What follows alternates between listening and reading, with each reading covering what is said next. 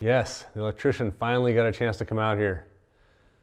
Came out yesterday, walked around the house, showed me a couple things that I need to change, a couple things I need to do different, and also pointed me in the right direction on wiring plugs and light switches so that if I ever have to work on them later, or just putting them in after I put the sheetrock, or in my case, the OSB up, just putting the light switches in, you're not pushing on them super hard to pack all that wiring behind them.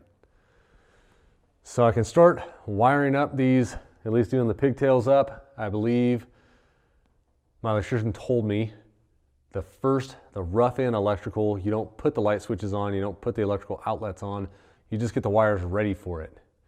I also started digging the ditch, so let's walk out there first. So it comes out from underneath my slab, that gray conduit, and it's gonna go up there, take a 90, and then go out there to that panel box. I could have dug the ditch a while ago. I've been meaning to get out here and dig this ditch before it freezes because of that water pipe that goes right here. That's where the shovel was stuck in the ground.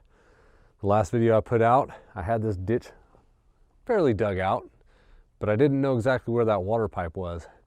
I had a vague idea that it was somewhere in this area, so I left that area alone and I started digging with a shovel.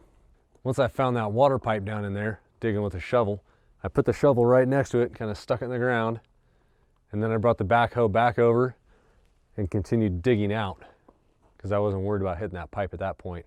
Made my life a lot easier to be able to dig more of it with the backhoe, so I'm happy I found that pipe fairly soon.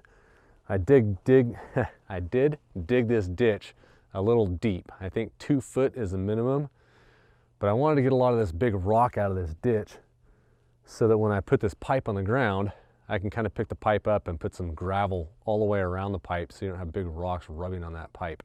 It's not a water pipe, you don't have to worry about leaks later. It's just got it's a protective housing for the cable, but I still like it to last as long as possible. One of the things my electrician pointed out to me, the way I've got these wires in this 2x4 wall, I've got them stapled next to each other with a little gap in between them. He's saying that the inspector is going to want to see them stacked on top of each other with one staple right in the middle, as close to the middle of that 2x4 as possible. That's so when I go to put my OSB up, my wall sheathing, if a nail misses or a screw misses that 2x4, it's not going to hit that wire and puncture it because it's only going to be a short nail or a short screw, more than likely screws.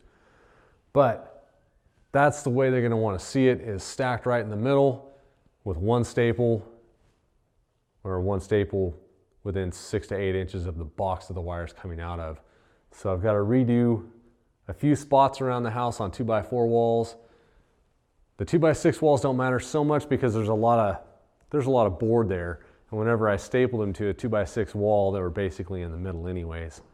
One thing my electrician told me is that I don't need to put nail plates up on the 2x4 walls if the hole that I'm putting the wire through is dead center of the 2x4.